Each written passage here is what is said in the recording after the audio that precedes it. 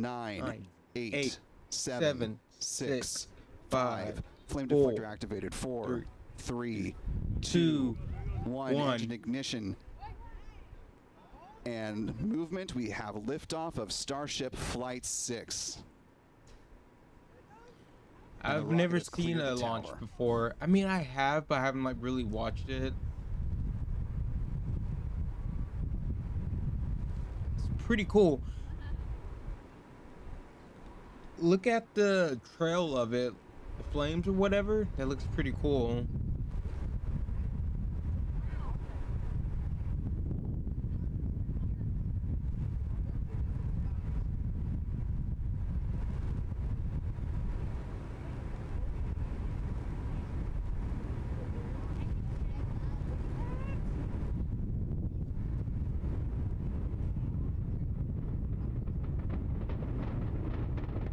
Great ascent of the rocket so far, now coming up on a minute into flight. Starship approaching. Listen to that sound. Point of peak aerodynamic pressure on the vehicle.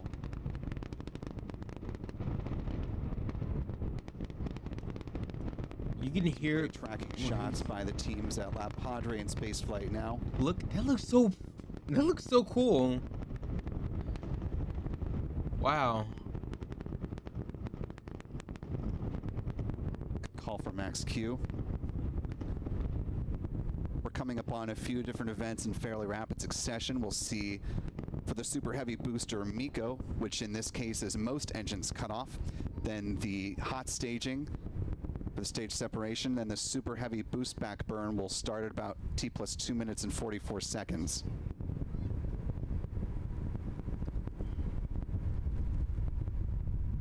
I mean, I've never really actually looked at that. That looks so cool. And it sounds so wild, too. Good flights so far, all 33 Raptors on the booster. Continuing a good burn so far. Less than 30 seconds to Miko.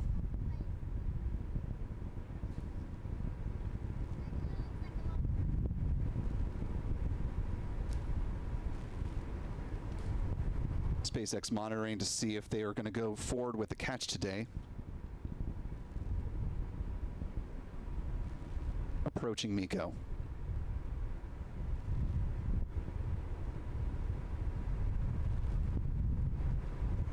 And you see Miko there.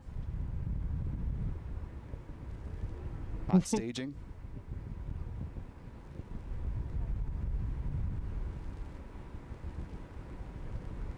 SpaceX confirms that the tower is go for catch.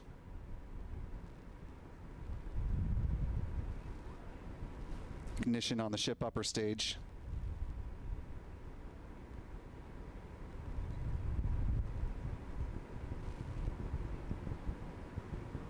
And some good on camera or on ship views. Or this is the super heavy booster, one of those hypersonic grid fins there.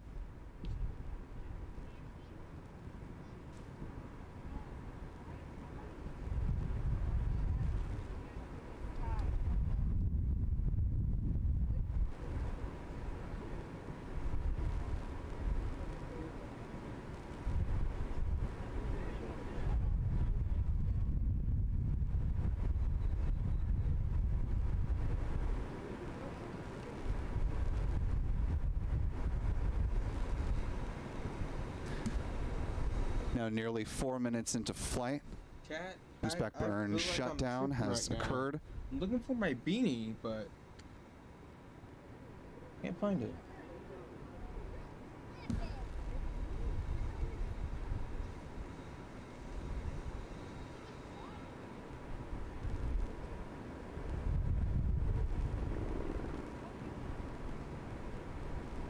Booster has been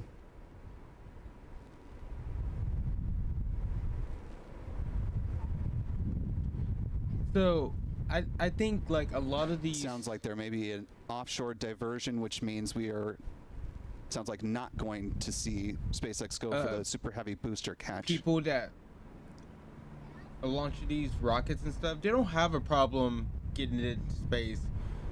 Like what SpaceX is So the trying super to heavy do booster will be landing with in the waters Starship of the and Gulf of stuff. Mexico. They are not trying to get going it to be attempting a tower catch today. Yeah, tower catch. To land it back at the tower. SpaceX said in the run-up to this mission, this was always a possibility that if all of the commit criteria were not in alignment on both the Super Heavy booster as well as the tower, that they would not go for a catch, and that is what we have here today. That's the whole thing. See if they can catch it. Now, is it the continuing to track the Super Heavy Is it like booster this part right here as it that makes they're its trying to catch? descent? That Like little the white bottom dot half? at the base of the box on the right-hand side of your screen, that is the hot stage ring that was jettisoned. The base of it or whatever? Now T plus 5 minutes, 41 seconds into the count. The landing burn should be starting in less than a minute on the Super Heavy booster.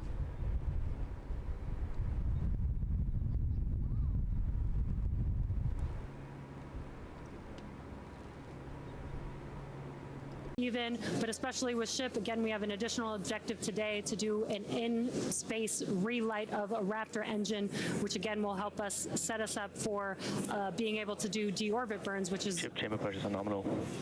which is important for orbital flights. And what you're seeing on your screen is a view from Super Heavy as it's making its way back down to Earth. Yeah, once again, we are attempting an offshore landing of the Super Heavy booster.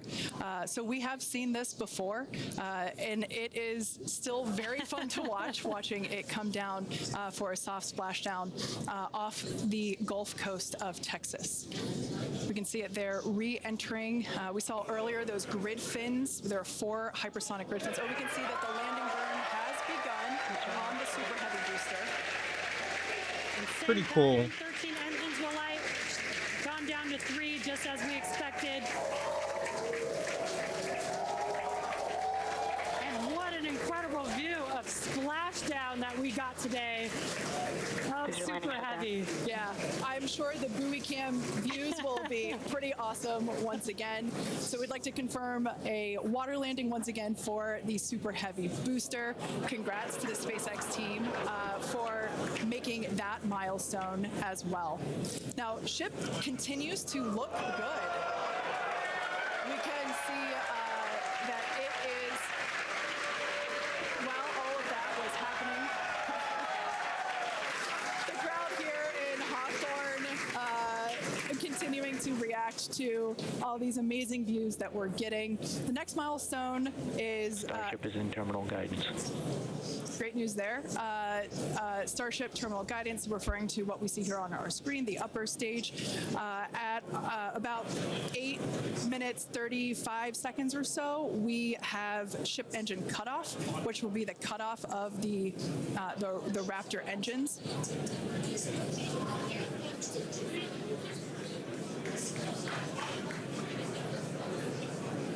We can see on our screen SHIP giving us some incredible views brought to us by Starlink. This view is also very interesting because we can see basically the receding tile line that we referred to earlier, where we mentioned we have removed a number of heat shield tiles in order to test out and push the envelope on the ship and demonstrate what its capabilities are. Ship engine cutoff.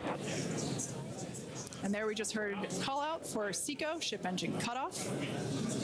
Great news there. Everything continuing to look awesome for SHIP. Full view looking aft on SHIP here. Ship FTS is saved. Nominal orbit insertion. There's that call out we were waiting for. Confirmation of good orbital insertion for SHIP today. It has been a very exciting afternoon so far. We'd like to send it back over to Dan, who can give us that live view experience. Dan, once again, Very are you okay impressive. after witnessing another Starship launch.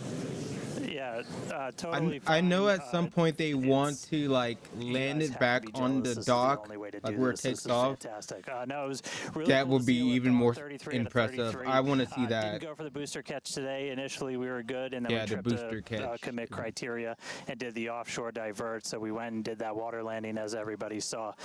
We'll dig into it a little bit more, but again, we've done it once. We've now done it twice. We're going to keep trying to do it, as this is just a core capability of Starship and what's going to make it so incredible.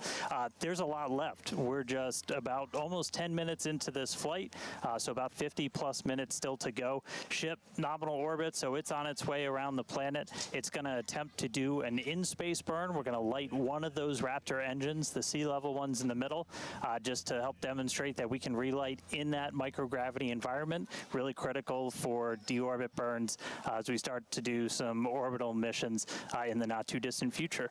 And then following that, we'll see a ship entry, maybe a splashdown. As you guys said, we're really going to be pushing ship on this one. We're pretty much intentionally putting it in places where we expect it might not do so great, and all that's to try and help us learn, see if we were a little too conservative, and then maybe that opens up more capability for when we start catching them. But I'll check back in with everybody in a little bit. I'm going to tune in and watch the ship fly around planet Earth, and hopefully we see it re-entering in the not too distant future. Back over to you guys. Thanks, Dan. Development testing, by definition, is unpredictable, which we saw with Super Heavy splashing down in the Gulf of Mexico today, but that is exactly why we test. As is standard for these tests, the area around the pad and along the flight path was cleared prior to launch, and we expect the road and beach to remain closed until further notice. Yeah, testing development flight hardware in a flight environment is what enables our teams to quickly learn and execute design changes and hardware upgrades to improve the probability of success in the future. Please do not attempt to approach the booster in the water for your safety as well as for that of our team that will be working on recovery. Now, we are going to continue though. The mission is not done. Exactly. The mission's not over. Ship is still coasting, but it has been nonstop since liftoff, and with the booster having completed its job for the day, we are going to take a short break for the next 35 minutes or so while ship continues to coast before re-entry. Now, as with previous flights, Starlink may enable us to talk to the ship through re-entry with no communication blackout. Now, we are still testing Starlink during this phase of flight, so nothing is completely certain. Yeah, so if we do have views, we will be sure to bring those to you live. And of course, one of those views include that of our, as we said before, surprise payload, the Banana. And we are looking forward to it. So we're going to come back in a few minutes, around T plus 35 minutes. Yeah, exactly. 35 Views or no minutes? views, Okay. We'll see you back here at T plus 40 minutes for our coverage of Starship's re-entry, flip maneuver, landing burn, and hopefully see a splashdown. Okay. I guess we'll be back in like 30 minutes, I guess. Watch it. Equal flow on all parts, then we'll hear it subsonic. Yeah, no. And almost real quick, almost a reverse of, I'm sorry, Jesse, almost a reverse of before. We see the Earth starting to come into view. We've got sunrise there over the Indian Ocean. So this is going to look different from any of the re-entries we've had before. And it was specifically so like we get as much daylight as possible to see how ship does this. Over to you, Jesse. Sorry about that. Dan, great minds think alike. That's exactly what I was going to point out, is that we're getting a lot clearer view of the Earth in the background with the different temperatures that we're seeing with the different colors of that plasma around the ship, which is really, really cool to see. Again, we are pushing the limits of ship today, but so far everything is looking pretty nominal. We'll see how the next few minutes goes. Yeah, like we've said before, don't be surprised if this is not entirely smooth sailing all the way down to the ocean surface. Similar to Flight 5, we are targeting the same splashdown location in the Indian Ocean, but we are not expecting to recover the vehicle.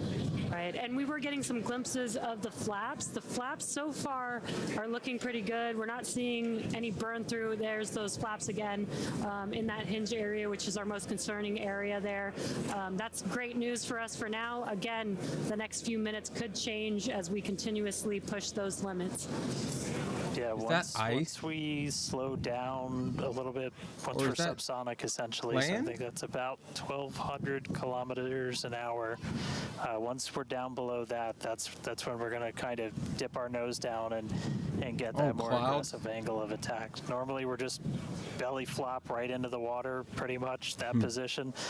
But if we're going to be able to do return to launch sites, we're going to want to be able to fly with a little bit more of an angle of attack, get you a little bit more range as you're coming through. And so this will be just a test to see quite how far can we push it. And obviously we're going to do these kind of tests way out here in super remote areas before you ever try to bring a ship back to a place like Starbase. Starship remains on a good entry trajectory. External temperatures are coming down. All right, great news there. That tells us that we are through the phase of peak heating. So we are expecting these temperatures to continue to come down.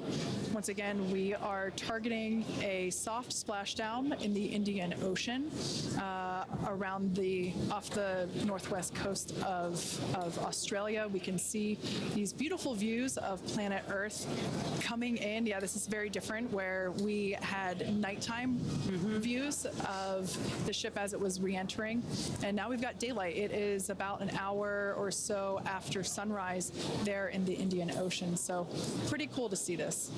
Yeah, and it might not seem like it makes a huge difference, but we do get a little bit more light on ship as well for the camera views that we have, which is very beneficial for us to visually see anything and try and correlate that to any of the sensors or data that we have on the vehicle. Exactly. That is why we shifted our launch window so that we could have that daylight in order to improve our observations of the vehicle. So not only are we getting all the raw data from all the sensors that are on board Starship, but we also have multiple cameras and assets out there that are watching the vehicle and will also be able to tell us with this visual story that is also very, very important. And as we get down a little bit lower, the Raptor engines are in their chill phase right now, so just essentially getting them primed to turn on. We're going to use those 3 center engines to do a landing flip and then a landing burn. So we'll come down kind of in that slightly pointed down belly flop and then fire off those engines to flip us around and then do that final landing burn. That should be coming up in just under 5 minutes from now.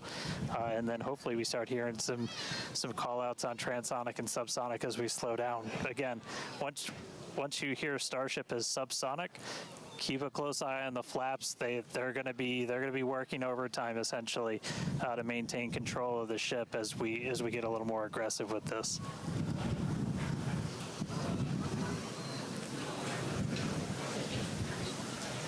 We can see that we are beginning. Starship has passed maximum entry dynamic pressure. All right, great call out there. But we can see on this view here that we do have some heating there on that looks like one of the forward flaps on Starship. This is to be expected. We knew that the vehicle would perform differently than what we had seen on Flight 5. This is actually really good data because it tells us what parts of the vehicle at this, what will soon be a higher angle of attack once we drop down below the speed of sound. We'll have a higher angle of attack, meaning we're going to be flying nose down, basically. So yeah, this is good news, but we can actually, looks like that heating is starting to cool off there. Yeah, it's a little burn through. Again, it is important to note when we start seeing that through the ship's descent as well. So like Kate was saying, we're getting some really good data here. It looks like the other flaps are doing a little better than the one that has a little burn through, which is some good news. Again, constantly watching. We've got a couple minutes until we're expecting to make it all the way back down to Earth. Exactly. And like we said before, we are not expecting to recover the ship, although that would be great. It'd be a nice bonus if it happened, but it's not really in our expectations today.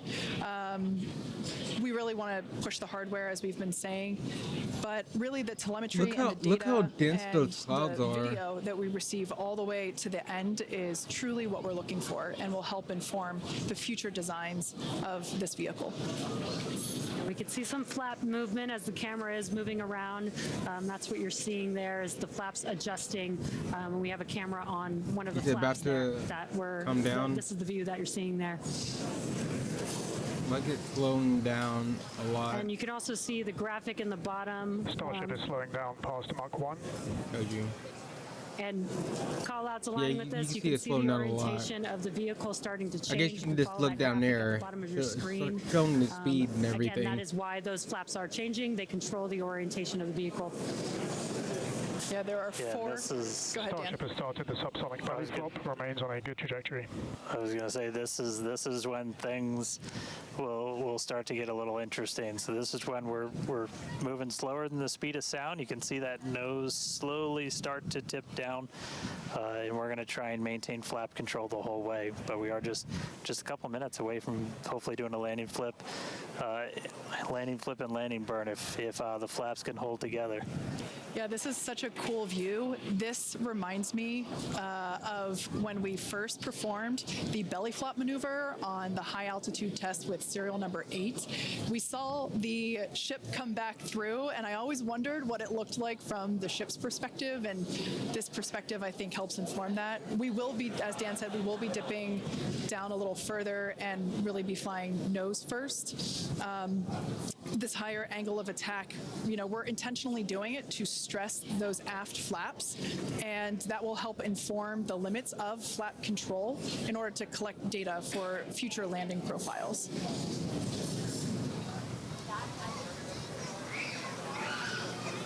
I mean, we're looking good so far. We've just got about 5 kilometers in altitude to go. We'll ignite the engines when we're still just a couple hundred meters over the ground, do that flip. Starship is and passing landing. through 5 kilometers altitude, remains on a good trajectory.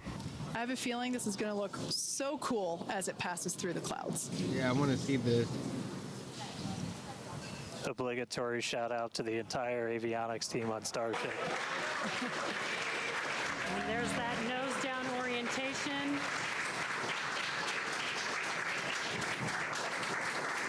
Is it nose down? It looks like it's kind of like Engines will relight and help flip the booster back Vertical? up. This is a more severe flip. horizontal. given the I always get orientation. those two mixed up. The engines will shut down prior to the water making impact, prior to the vehicle making impact with the water. Wow, ship is doing great so far. There's those engines relighting. Oh, okay. A great reorientation by Starship. Wow. All 3 down to 2 into the water. That's pretty cool. Starship has landed. Wow. And we have ship splashed down in the Indian Ocean. Some awesome buoy cam action here. Daylight That's pretty views. cool. So they can already get it where it's like this coming down. Incredible. We really pushed the limits on ship and it made it all the way back down to Earth. I am shocked, to be honest. I think many folks are. The fact that it survived all the way through while flying a lesser gen heat shield is just absolutely incredible. And turns out the vehicle had more capability than our calculations predicted. And that is why we test like we fly. Exactly why we do that. And those views were absolutely incredible to watch. Because of Starlink, we were able to get the views all the way down, as well as the buoys, seeing ship touchdown in daylight. So cool, so cool. Now we want to, unfortunately, wrap up the show. Yeah, exactly. We'll say congratulations to our teammates at SpaceX and to everyone who supported the Starship program. And thank you to all of our future customers for your support. We'd also like to thank the people of Cameron County, Texas, as well as the Coast Guard, the Federal Aviation Administration, the Government of Mexico, and the Australian Space Agency. Now, be sure to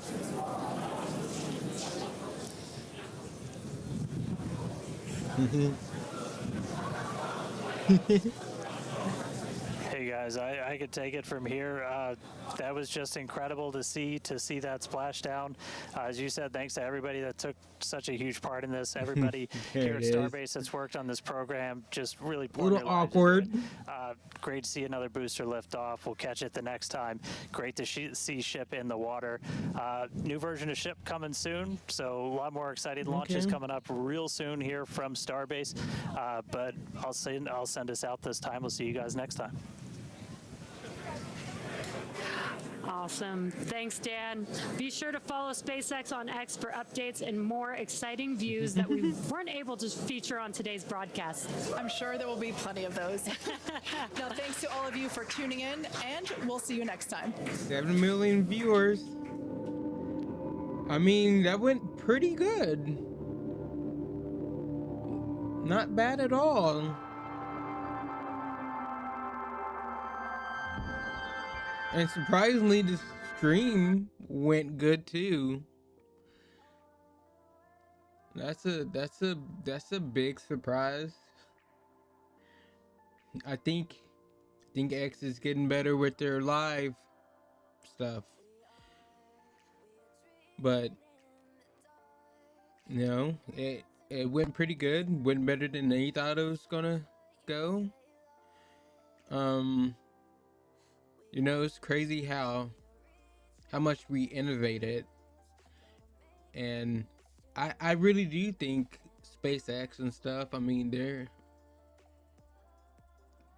trying to change the game.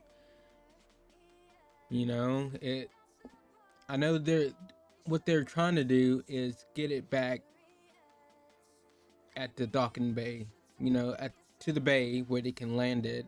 Now, I'm not sure if they're trying to get like the bottom half or like the top half to land back there, but you know, either one it's very impressive. It would be very impressive to actually get that done.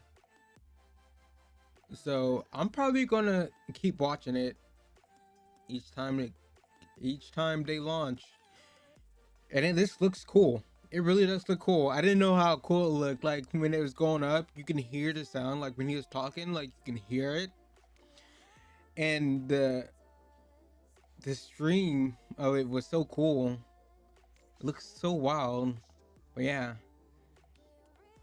Really don't have any, like, that's really cool. I'm really that kind of made me excited.